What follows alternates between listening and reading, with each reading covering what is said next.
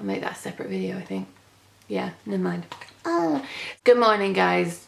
I don't know if you can hear, but I am not very well. I am full of cold. It's delicious. Thankfully, I can't contaminate you through the screen, so be thankful for that. But I wanted to film a video today, and today I was actually going to upload my Swedish vlog because I just got back from mini book tour in Sweden, but I failed on the vlogging front, so I can't upload that today because it doesn't exist, but I do have a little bit of footage, so I'm just going to show it very briefly now before I get on to the book haul. I had a really lovely time. I went there last week. I flew into Stockholm and I did an event at the English Bookshop there, and then there was a dinner with their local writers group, and I was given a tour of the place. I went with the lovely Marie Phillips, who wrote God's Behaving Badly, which is a fantastic book. So I had my event on the Thursday night, then she had one on Friday morning, and then we went to Uppsala and we had another dinner there with the people who run the bookshop there, and on the Saturday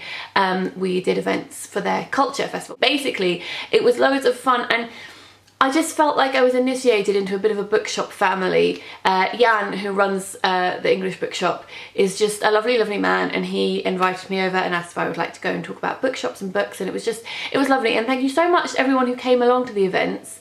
They were fantastic. I really enjoyed them, and Sweden is so beautiful. And I did come away inspired not just by the lovely bookshop people that I met and the people who came along to the events, but also by some of the stories that people told me, real life and otherwise, in Scandinavian folklore. I know Scandinavian folklore, it's a rich world there, and you know how much I love my fairy tales, and it made me laugh because I was in Sweden, and my friend Kirsty Logan, who wrote The Gracekeepers, is currently on a writing retreat in Finland, and I think that we're both feeling quite inspired by very dark forests and stories of witches. So there we go.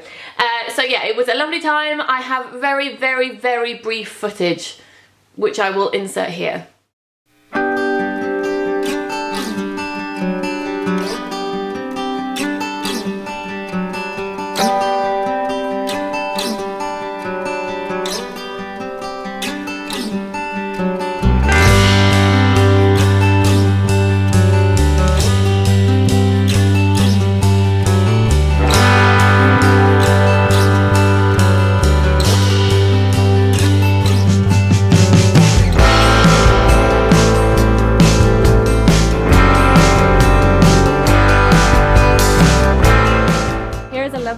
From Sweden. What is your name? My name is Karin. Karin, and she tells me that my book bullying habits have spread to Sweden, and she's currently reading The Gracekeepers. Yes. What else have you read?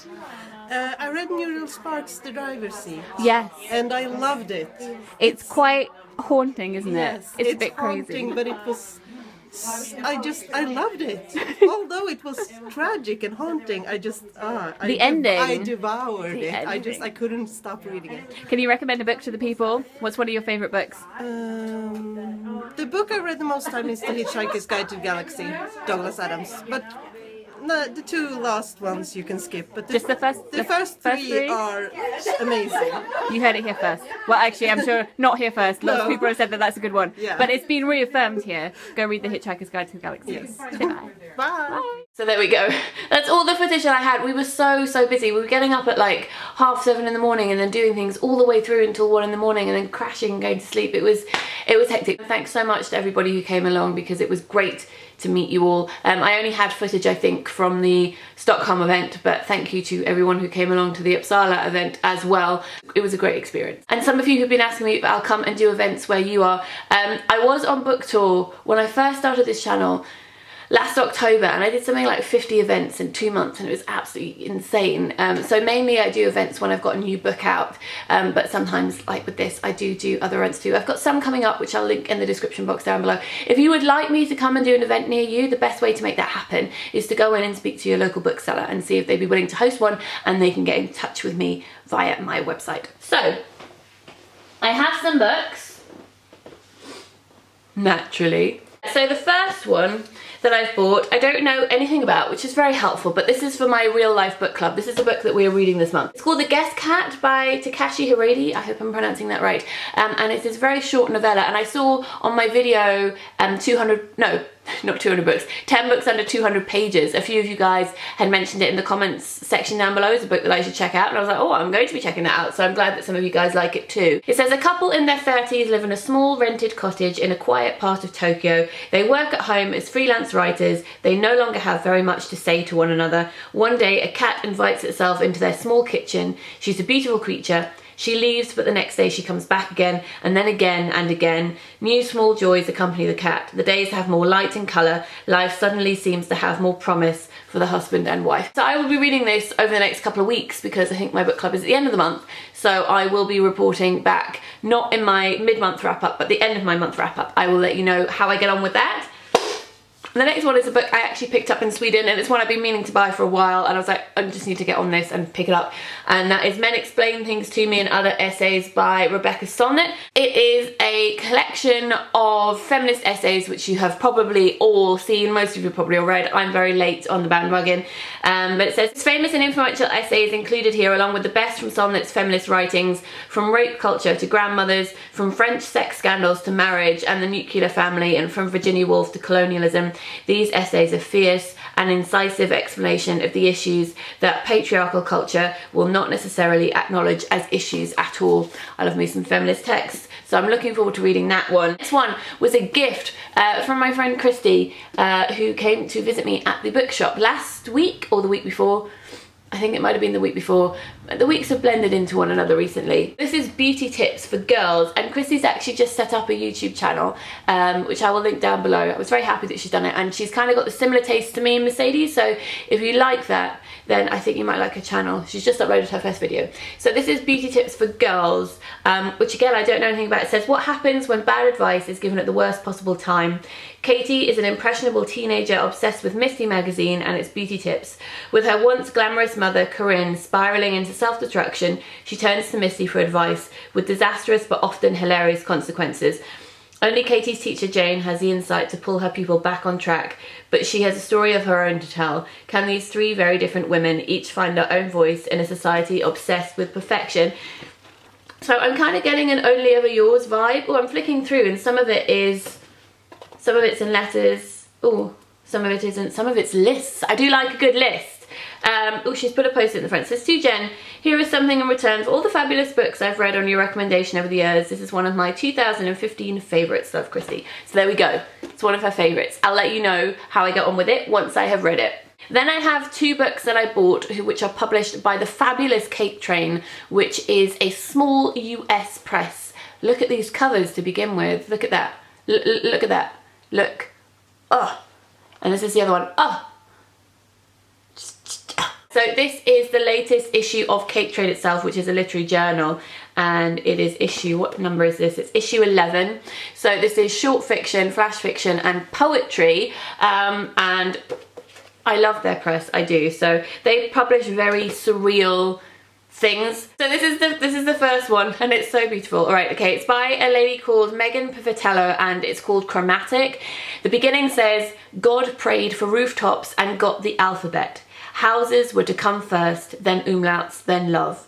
Instead, it starts with after and follows with before. If ancestry is tracing back, forestry must be going forward. That is the beginning of that. So it's a literary magazine. So the other one I got from Cake Train was Short Dark Oracles by Sarah Levine, and this is a collection of surreal short stories, and it begins with one called Oracle, which says he was telling her about his psychic powers. He was brushing his teeth as he spoke, standing about 6 feet from the bed where she lay, as he mentioned the time when he'd gone to Mexico and come back and had a vivid dream about a girlfriend he hadn't seen in years. It says on the back, this book is a wonder. I laughed out loud early and kept on laughing, sometimes with recognition, sometimes with sheer delight at the precision with which Levine portrays the bafflement of being a human. So yes, I don't know too much about it, except that I'd read some extracts on their website and thought it sounded beautiful and quite funny. So I decided to pick up a copy. The Cake Train issues, I think you probably have to buy from their website. I've never seen them in bookshops in the UK, so I'll link their website down below. They've got some amazing stuff if you want to go check it out. And the next one is fairy tale-esque, and it's Flower Way Home. It's the new Marina Warner book, and she is the queen of fairy tales. She knows everything there is to know about fairy tales. Okay, so it says, from the author of Indigo and Murderers I Have Known comes this new collection of short fictions exploring themes of love, jealousy, motherhood, abandonment, displacement, loss and betrayal, haunted by voices across different eras and cultures. Marina Warner adopts and transforms familiar elements and structures from myth, fairy tale and nursery rhymes to create stories that play the light of reasoned imagination on the texture of reality. So we have magical realism here, fairy tale retellings. It's published by Salt, who are one of my favourite people. On the fairy tale front, I was contacted by Seren Books, who are a Welsh publisher, and they publish lovely people such as Rebecca Perry's collection, Little Ahmed, and they also publish Pascal Petit, lots of poets who I really like, and they also do other things too. And they contacted me last week and said, Jen, we know that you love fairy tales, and we have a collection of individual modernised, lengthy fairy tale retellings from the Mabinogion, so the Welsh fairy tale canon really, and they said, would I like to pick some? They have quite a few, so they sent me a list of the ones that they had, and they said, would you like to pick some? And I said, yes please, because I looked at them and they sounded amazing. So these are them. So the first one is by Sin & Jones, and it says the first one is called Bird Blood Snow. So this one says, no matter how you build them, the world will come crashing against your fences. Hoping to give him a better start, Peredur's mother takes him from the estates, but when local kids cycle into his life, he heads after them, accompanied by the notion of finding Arthur, an absent, imaginary guardian. Used to making up his own worlds, he's something of a joke until he seriously maims one of the older kids. And that's when the trouble starts. The next one is by Gwyneth Lewis, and it's called The Meat Tree. These cut out, they remind me of Sue Blackwell. Amazing. A dangerous tale of desire, DNA, incest and flowers plays out within the wreckage of an ancient spaceship in the Meat Tree, an absorbing retelling of one of the best known Welsh myths. By imposing a distance of another 200 years and millions of light years between the reader and the medieval myth, Gwyneth Lewis brings a magical tale of a woman made of flowers closer than ever before, maybe uncomfortably so. This is Fleur David's The White Trail. It says, life is tough for Scyld after his heavily pregnant wife vanishes in a supermarket one wintry afternoon, and his private eye cousin Arthur doesn't appear to be helping much. The trial leads them to a pig's eye, a cliff edge, and a bloody warning that Scyld must never marry again. But eventually, the unlikely hero finds himself on a new and dangerous quest, a hunt for the son he never knew, a meeting with a beautiful and mysterious girl, and a glimpse inside the house of the missing. And finally, I have this one here called Fountainville, which I think might have the most beautiful cover, but they all have gorgeous covers. And it says, gang wars, opium dreams, and a mysterious clinic where women are voluntarily confined are all part of the landscape in remote borderland town Fountainville. But when Owen Knight arrives from across the sea, his entanglement with Bingham, the owner of the town's mythical fountain, her mobster husband Kedar, and her assistant Luna, spells a terrible change for them all. So I am really, really excited to read those ones, and I'll leave a link to their website down below. So thank you very much to Seren for letting me pick some, and for knowing me very well and letting me pick out some fairy tale retellings. And finally, the last one that I have got is from Wrecking Ball Press, which was sent to me by them for review. They are a very small poetry press, and this is called Stranger in the House. They let me pick one from their catalogue, and this is the one that caught my eye most. It's by Brendan Cleary. It says, Brendan Cleary's poems have never been for the squeamish or faint-hearted. They smack of the streets all around us. His often manic personas confront their demons, lay bare their hearts, and revel in the anguish of their personal disorder. Those are all the books that I wanted to show you guys today. If you've read any of them, let me know in the comments down below, or if you'd like to read some of them, let me know which ones you would pick. As always, all the books that I mentioned are linked in the description down below. I am gonna have to go because I've got lots of work to do, and also I need to go find myself some honey and lemon to soothe my poor throat, because tomorrow I have filming some quite exciting videos for you guys, which will be coming up in the not too distant future. Let's just say that maybe you might be getting burn-sided in the flesh. which hopefully will not be as painful as that sounds. Also tomorrow it's the announcement of the Man Booker Prize shortlist. Jean and I will be going to the press conference in the morning, so keep an eye on Twitter, we'll be tweeting from that, and Jean and I will be filming a live reaction to the announcement of the shortlist, which is exciting, and that should be going up on her channel tomorrow. We'll try and get it up as soon as possible as it's news based. We did a shortlist predictions video over on Lauren's channel, which I will link down below, and hopefully I'll be feeling a bit better so that I won't go and infect everybody and sneeze all over them, because that's never attractive really, is it? It's never attractive. Okay, right, I'm gonna go, and I will see you guys very, very soon. I hope that you have a lovely week. I love you lots. See you soon. Lots of bookish love. Bye.